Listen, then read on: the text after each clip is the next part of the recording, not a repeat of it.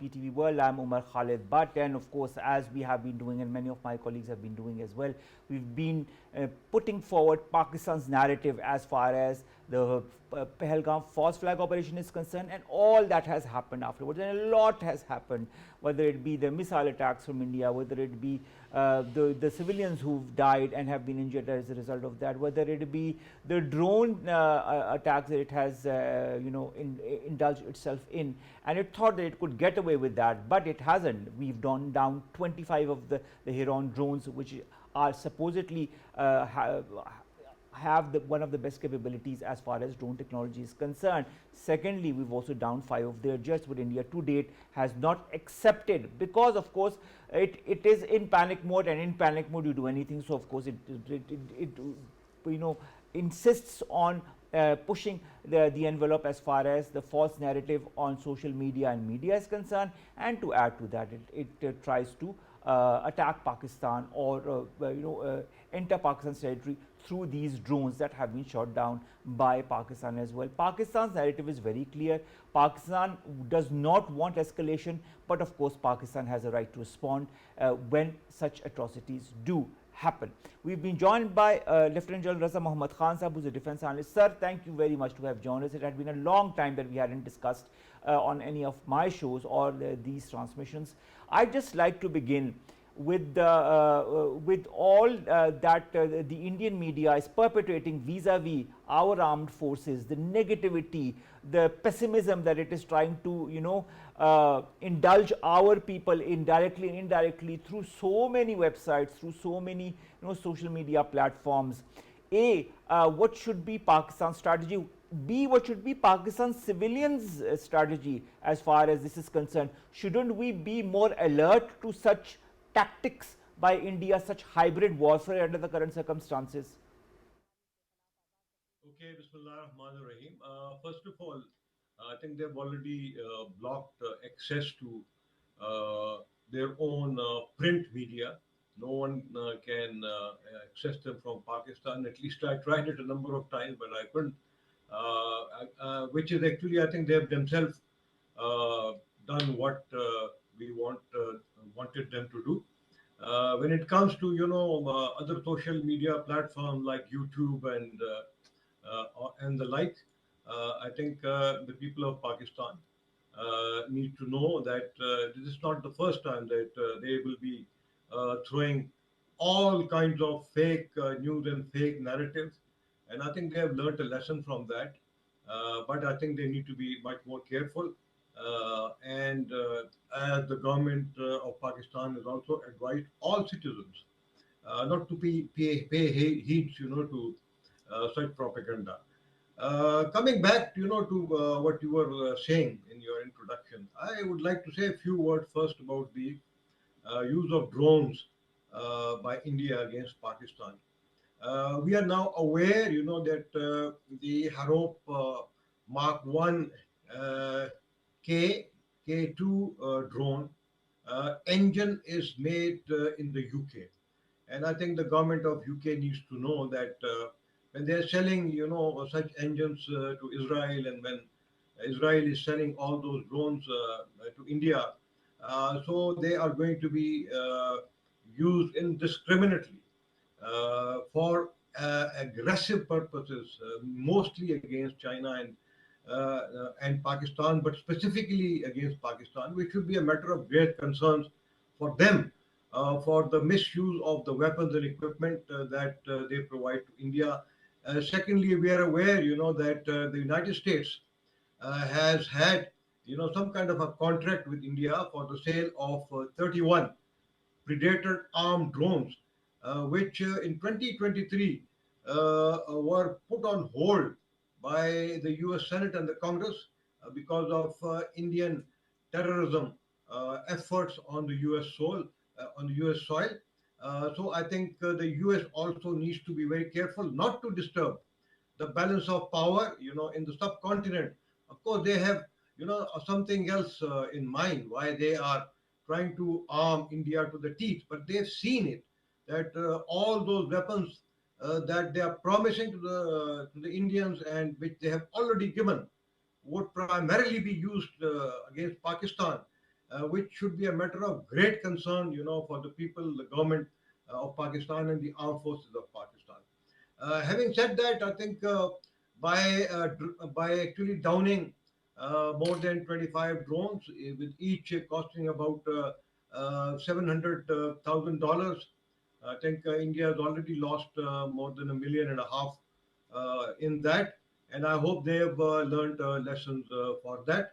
And I hope the rest of the world has also seen that whether it is these drones or whether it is the Rafale aircraft, what matters is the man behind the gun, and not really the equipment as much as it should be. I think because of this latest escalation, I believe uh, all the launch pads of these drones, all the storage areas of these drones, all the areas and the people who have launched these drones or used these drones to violate Pakistan's sovereignty, I think they would be legitimate targets for armed forces if they deem it appropriate to knock out. Secondly, we are also aware that they have damaged the some of the a portion of the Neelam Jhelum dam and the reservoir, which again the international community needs to note, because it is against the Geneva Conventions to target structures like this. And if that they've done that, I think they will have to pay a price for that also. Then what you were talking in the beginning, and also I heard it in the news once again that we have raised once again the issue of the resolution of the core dispute of Kashmir as per UN Security Council resolutions. And unless that is done, I think peace in the subcontinent and in the region will always be threatened. And I think the earlier the world notices this, the better it would be. Again, a word about the Indus Water Treaty. Uh, I think all the dams on the eastern or a few on the western rivers that India has constructed, along with some storage buildings, structures. I think with the holding of the treaty in abeyance, all those dams have now become controversial. They have now become disputed dams. And obviously, the government of Pakistan has the right now to tell India in very clear terms that any further sort of action on these dams or on trying to cut the waters of Pakistan from the western dams, Pakistan is going to have a wholesome new view on the distribution of all these rivers. And I'm sure the government is considering how to respond to India about this, and I'm sure some aspects of this will be included.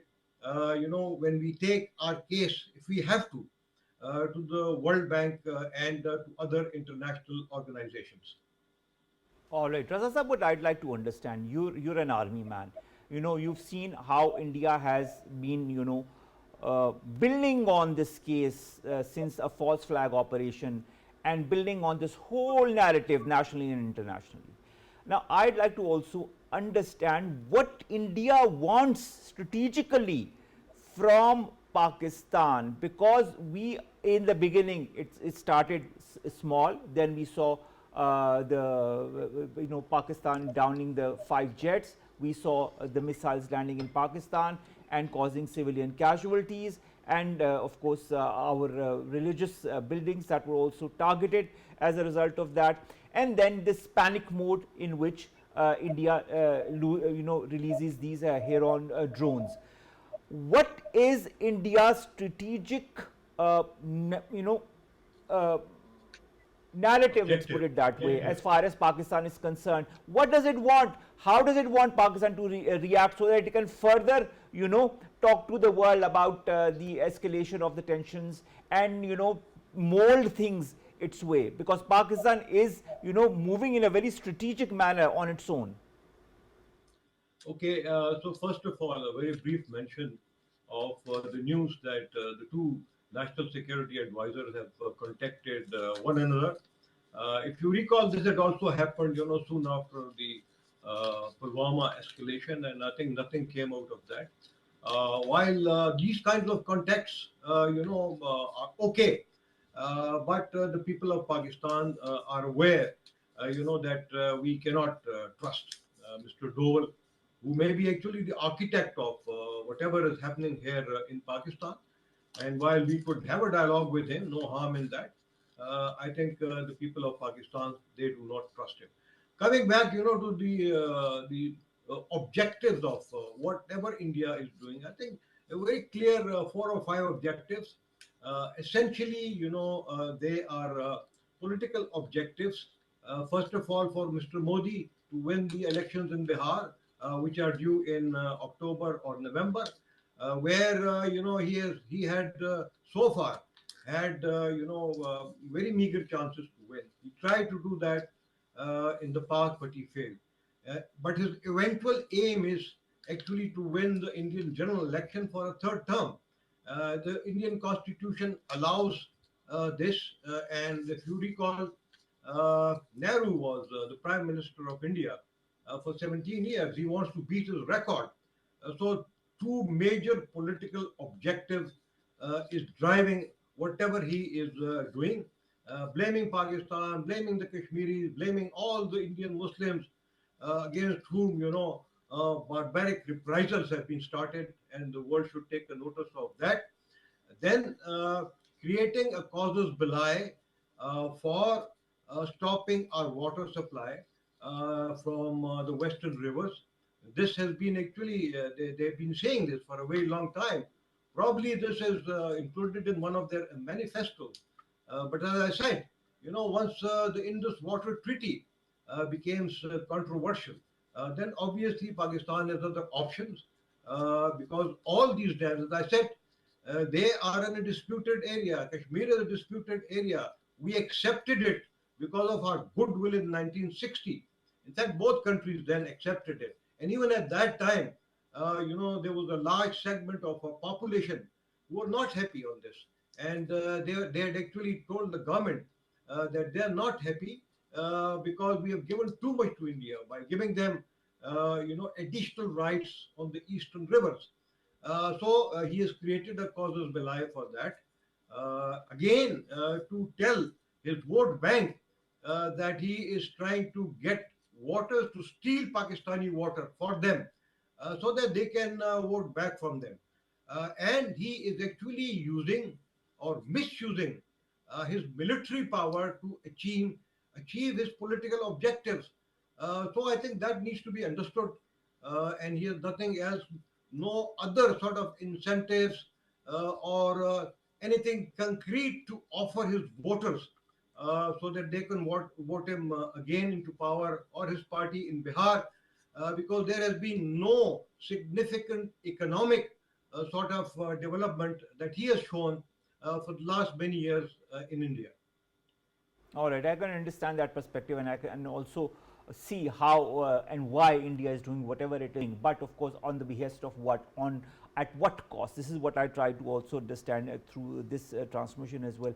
Zamir Saab, Indus Water Treaty and putting in abeyance of the Indus Water Treaty, despite the fact that there is no clause in this treaty that could lead to putting in abeyance or suspension of it.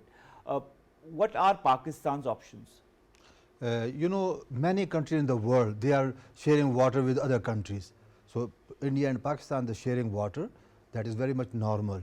And we have documented this sharing formula under the Indus Water Treaty. Both parties has signed, both parties has agreed. It means that nobody can unilaterally suspend it. World Bank was the broker, or the World Bank was the witness, has witnessed this treaty. So India has no right. If they try to stop the Pakistan's water, Pakistan is open for all options. Initially, Pakistan Foreign Office has sent a diplomatic note to Indian government regarding the Indus Water Treaty suspension. Maybe the next stage that we go to the World Bank or we go to the International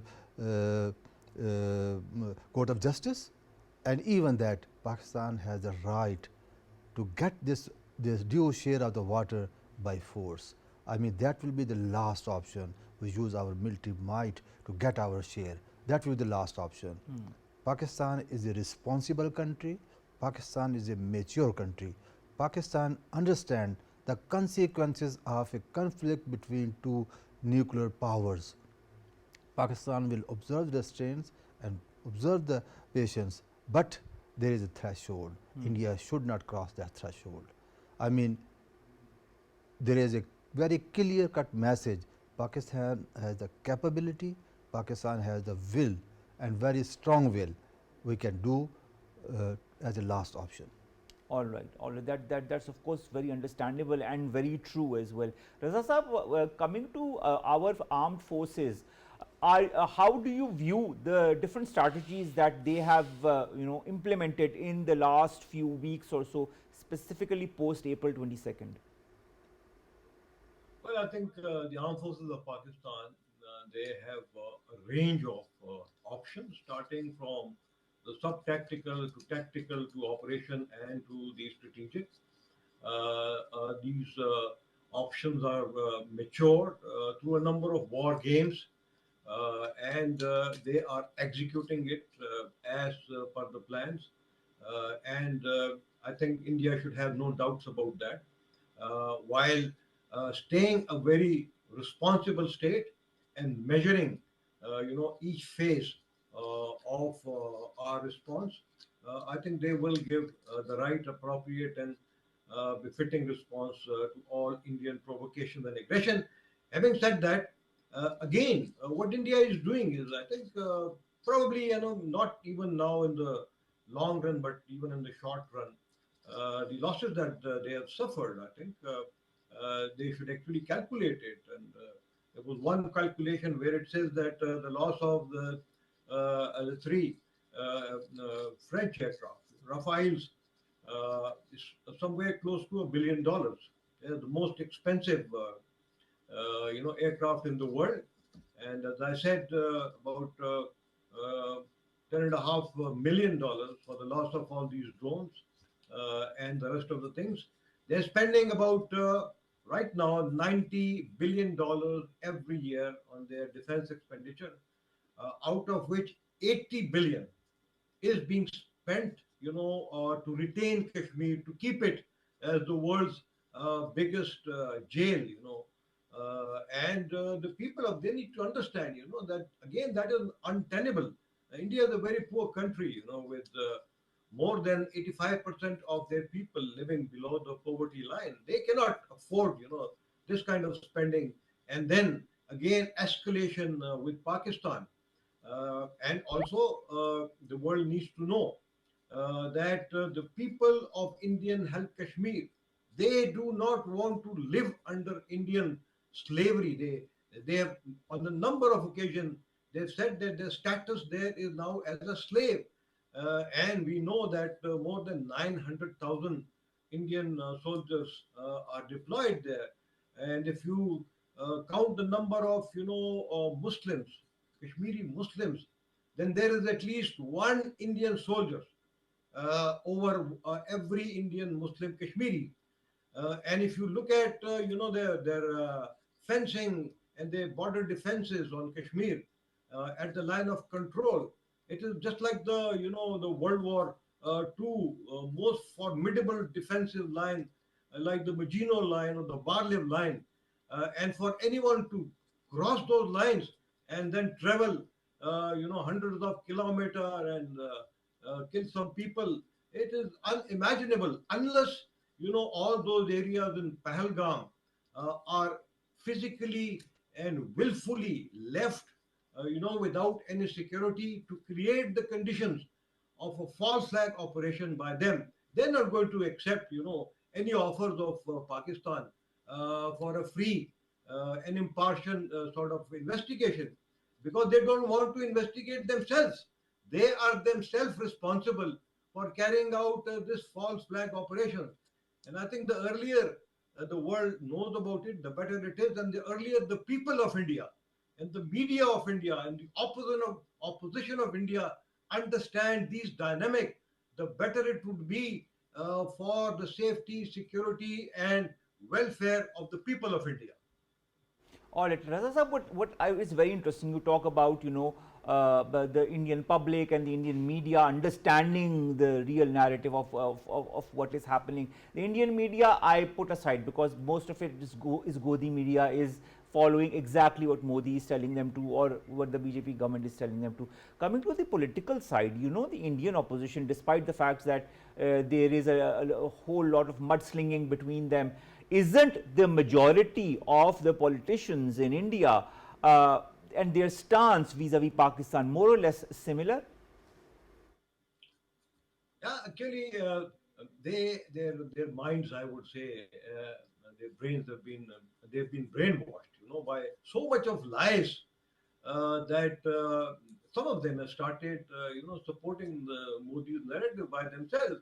They're falling into the trap of the Hindutva and the BJP followers, which is very, very unfortunate. But I think the best thing that has happened is in Pakistan, that despite some of their differences, past differences, in Pakistan, all the political leaders across the political divide, we've seen it now a number of times in the national assemblies, in the provincial assemblies, they've forgotten their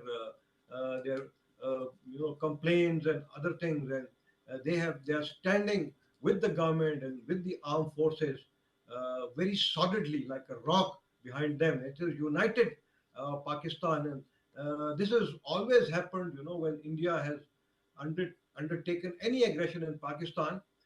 So I think that's a very clear message again, which I am sure the Indian government must have got. They were actually, about if you have heard Karan Thapur's interview with some Pakistani journalists in the past. So they made a claim of this, that probably there is disunity in on the political platforms in Pakistan, and that's one of the weaknesses, and a number of other things. I think he must have seen now that is now a story of the past, and the entire nation is now united to stop and then to beat and defeat the Indian aggression. All right. The whole entire nation is, of course, together, and that has been made more than apparent in the National Assembly.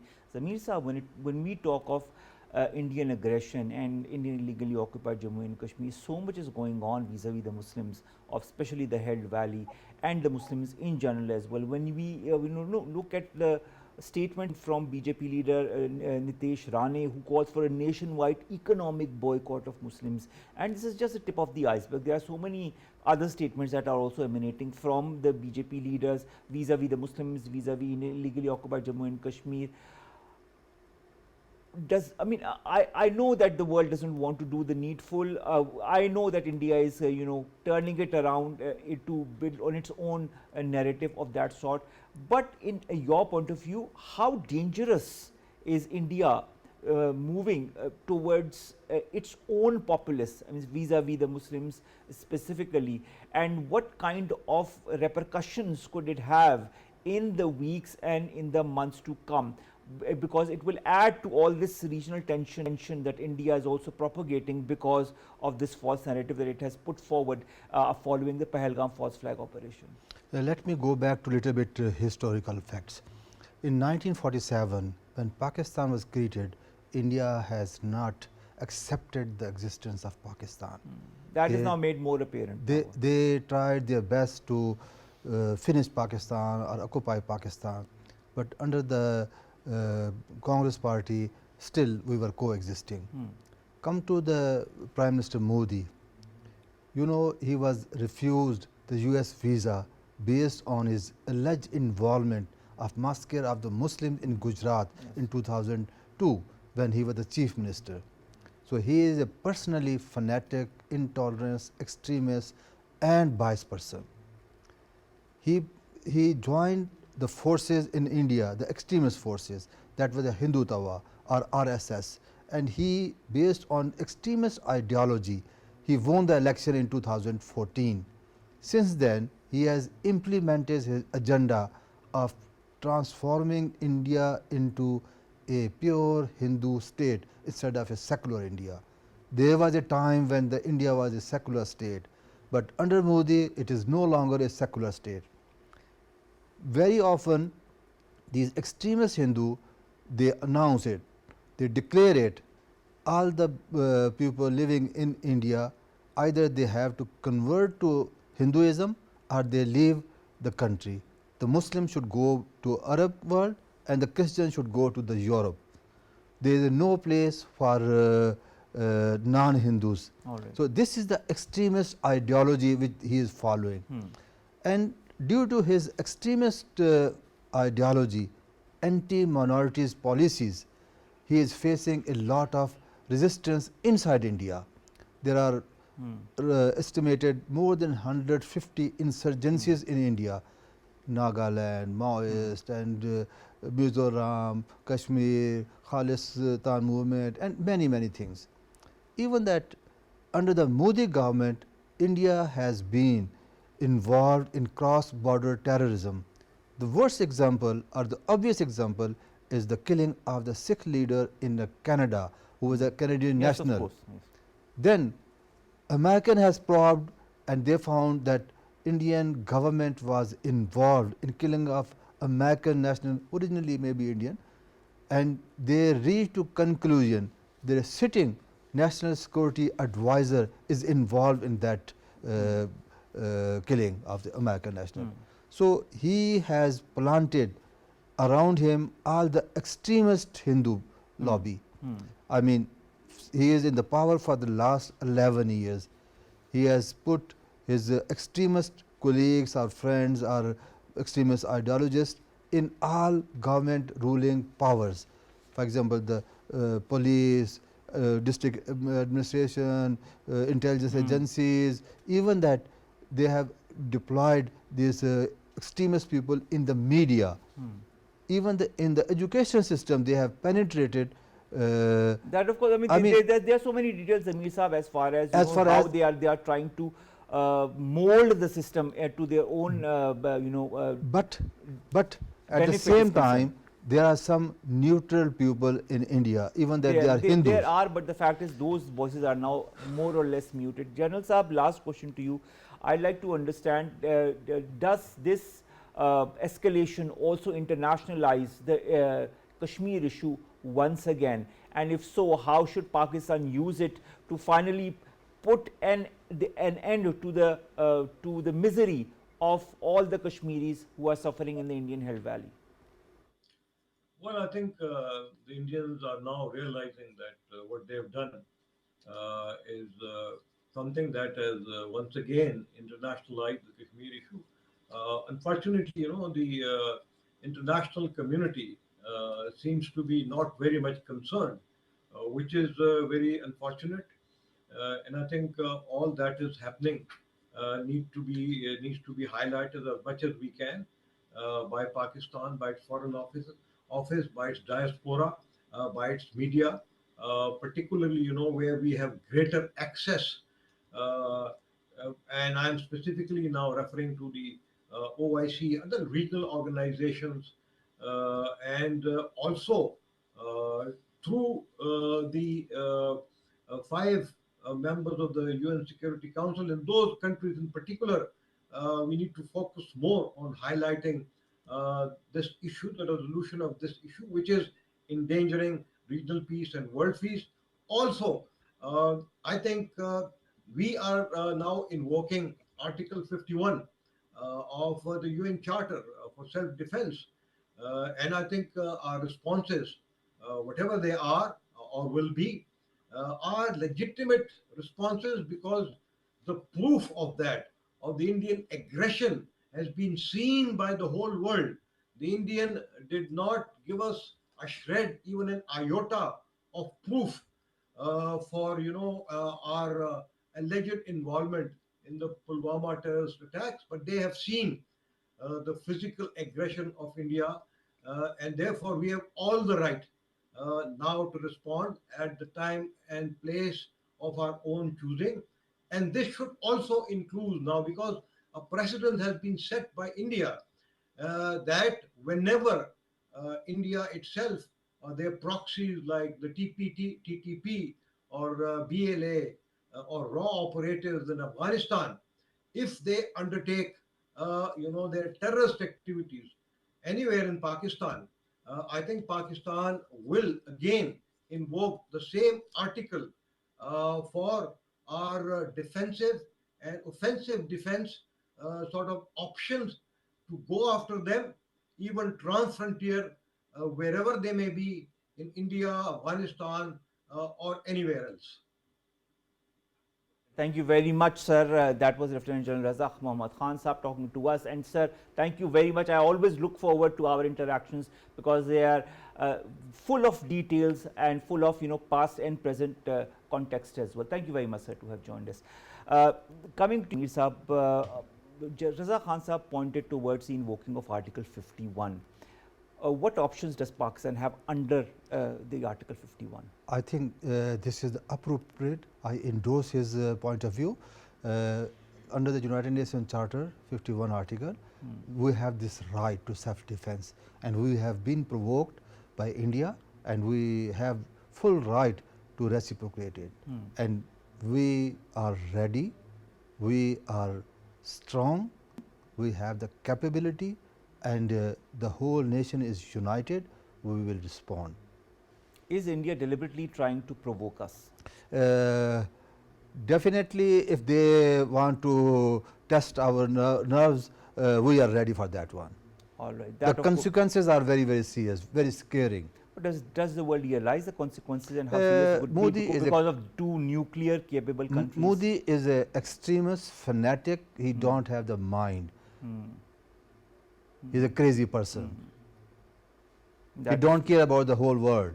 And the consequences will be not only limited to India and Pakistan.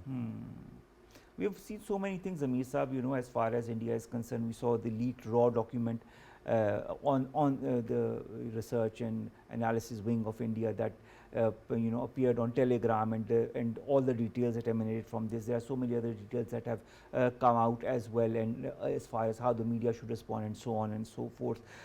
How does this also expose the Indian planning behind the Pahalgam false flag operation? The RAW has special funding to sabotage Pakistan, especially the China-Pakistan economic corridor, and they are sponsoring terrorism in Pakistan, and they have admitted many times.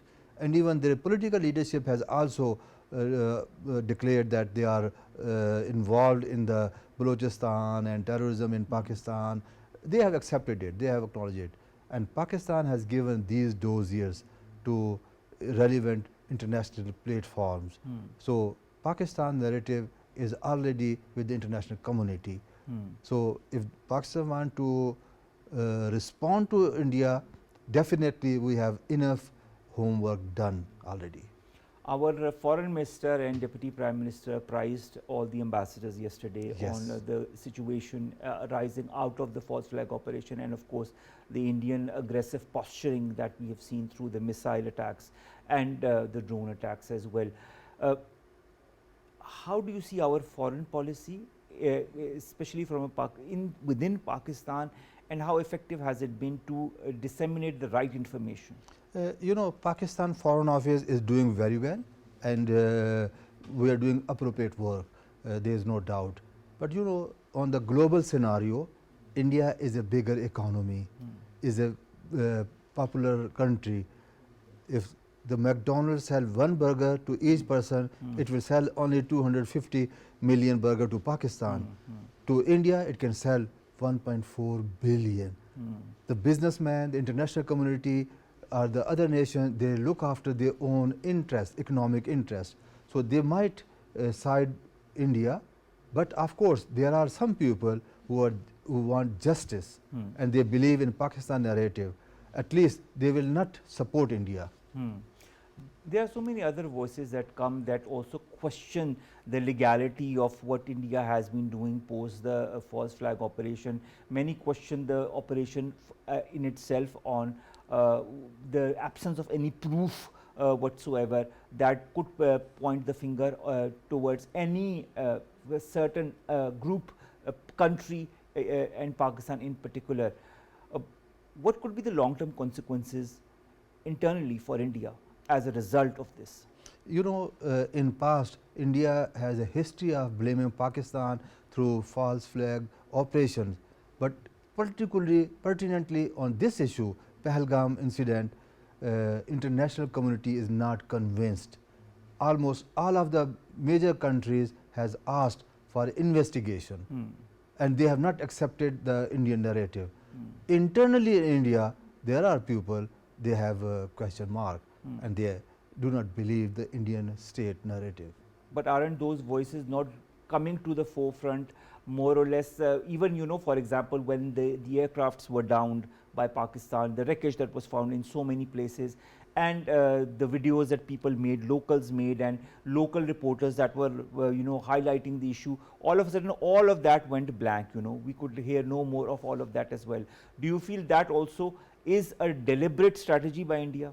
You know, we are in the stage of war. Hmm. Under the state of war, every country try to hide something and project something. Hmm. But there is a international community, there is a free media, Hmm. they will investigate and they will propagate the truth. Hmm. I hope they will propagate the truth. We've also been joined by Air Marshal Asim Saab, is a defense analyst. Sir, thank you very much to have joined us. Our last conversation was so interesting from so many different perspectives. Now that Pakistan has downed around 25 of the Heron drones and 5 aircrafts, uh, strategically, does Pakistan have an upper hand? Assalamu alaikum ji, and thank you very much for having me on your program. Uh, I would say that the Indians have conceded to Pakistan Air Force, and Pakistan Air Force has emerged as the victor, and they are the winners. So that is as far as the Indian Air Force is concerned, that they have lost the air war against Pakistan, and if they continue with this kind of an activity, they will be given a very befitting reply. As I have always been saying, that Pakistan Air Force is the next generation Air Force. And this is not going to be very easy for any country, and especially our eastern neighbor, that they will be able to achieve any kind of an ascendancy on us. Now, after all this, what has happened yesterday, the Indians have resorted to very mean tactics, and mean tactics like sending drones and going for an option which is exercised by those countries who cannot afford to fight wars or are not modern enough to challenge the adversaries. In our case, the Indians, where they all have always been boasting of their air power, have been subdued yesterday. And sending drones very clearly indicate that they are wanting to go for an option where they do not lose the aircraft, and in turn they send those small toys which are much smaller and will be able to give them some sort of a face saving, that we the activity that we are undertaking is not observed and not seen by the people, or is at a very low scale. But again, I would look at this activity also with a lot of interest, and see that this is also violation of our sovereignty and integrity when they violate their Pakistani airspace and come over. So this activity cannot be taken very lightly, but at the same time, they have suffered a loss of 25 plus drones going down, and not achieving whatever they would have liked to, if at all they were used in a very aggressive mode, and for destroying of targets or achieving some or inflict some sort of a damage. I am not sure that the 6, 7 drones that have come to Pakistan, except for one, there have been unfortunate injuries. Otherwise, minor damage is there, but the damage is not the consideration. consideration is the human lives, the respect for human lives, and the other is that our airspace has been violated. That is so true. Our airspace has been violated, and by the looks of it, it doesn't seem as if India is going to stop anytime soon. It was all over Indian websites that it is being said that this operation, so-called Operation Sindoor by India, is not going to. This is not the end of that operation. Pakistan's policy of restraint. I'd like your point of view on that. Our DGISPR says there are multiple response options on the table.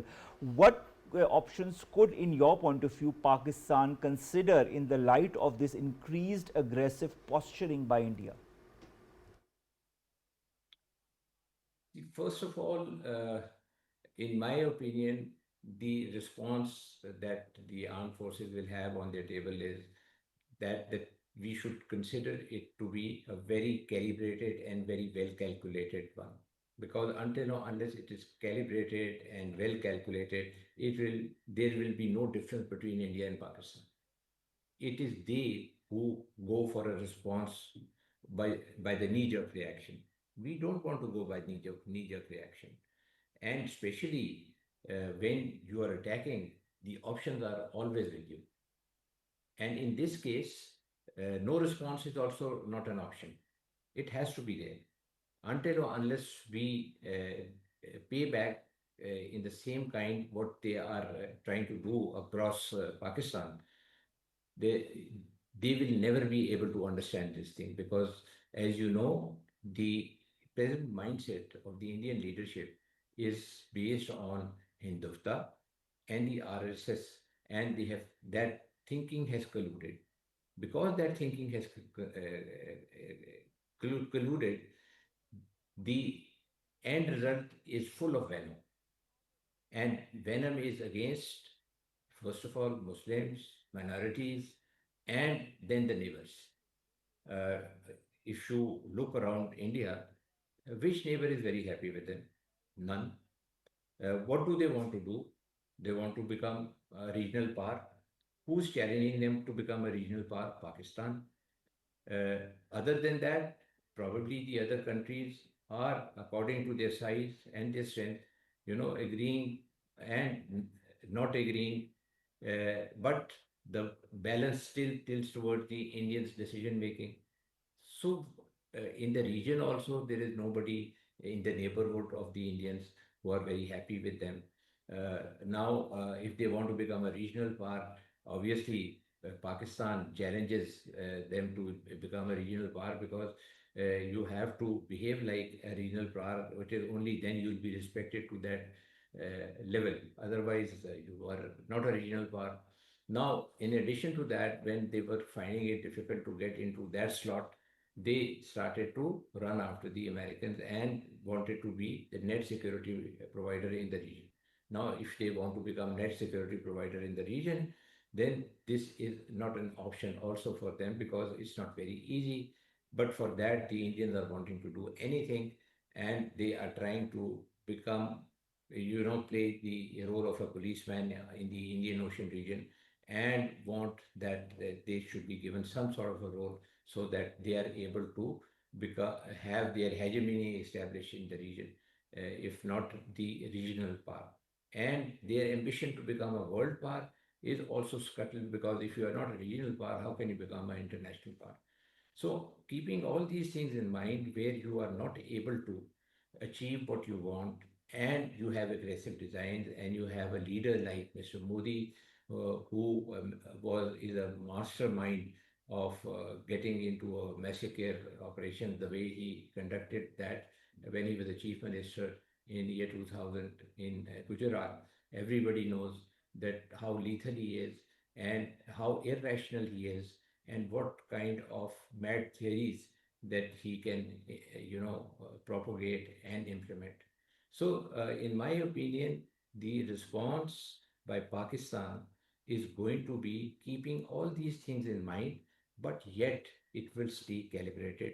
And I don't think so that they will go for an option where they also make sure that the semblance is also projected in whatever we are doing. So the most important thing is that we are two nuclear states. I mean, no, the history proves that no nuclear states have gone to war to start with. And at the same time, I would also like to say that there is no option available below the nuclear threshold also. I mean, if the Indians think that we can enter into a war being nuclear states, no. This also does not give the Indians an option that we will be able to get into some sort of a war. Because two nuclear states cannot do that, and Indians have actually don't have that option. They actually, if you look at the armed forces, if the numbers are not considered. Equipment wise, we have parity in army, we have a reasonable strength in our navy, and the air force has already proven its mettle of having been the next generation aircraft air force. Our resolve as armed forces, the leadership that we have, brave leaders, very good understanding, and I can say that because of having worked with the present day chief, I mean, he is a very brave man and he has a lot of potential to do wonders, and one of the wonders we have seen yesterday. So overall, I think what do we have on our side? We have on our side that we are a state who has deterrence available, first of all, good leadership, then good armed forces, and parity in most of the affairs. So when you compare two sides with this kind of balance, then it is a situation which is alarming for the Indians, because when there's a parity, then they should know that it is not going to work out. And when if you put in our resolve as a nation, I think we have a better resolve than any other country in the world. And especially against Indians, this resolve is, multiplied by 10. So there's a lot of, difficult time for the Indians coming if they do not behave and wait for our resolve and response. Why, of course, they are moving towards a provocative and a kind of a panic mode in which they send all of these drones into Pakistan, and they have also seen what the fate of those drones were. But in this whole context, how important should be the role of the important bodies in the West, whether they be organizations such as the US, United Nations, sorry, or countries such as the US, United Kingdom, the European Union, shouldn't they be more proactive now that the risk is greater of an escalation of the current provocative designs by India? Absolutely. When you talk of the West and the developed countries and the world past, the first thing which comes to my mind is that they are also influenced by the media and what is happening in the world. I think the international media in this case has not played a fair and a potent role, where they have projected how the Indians are today and how they are behaving.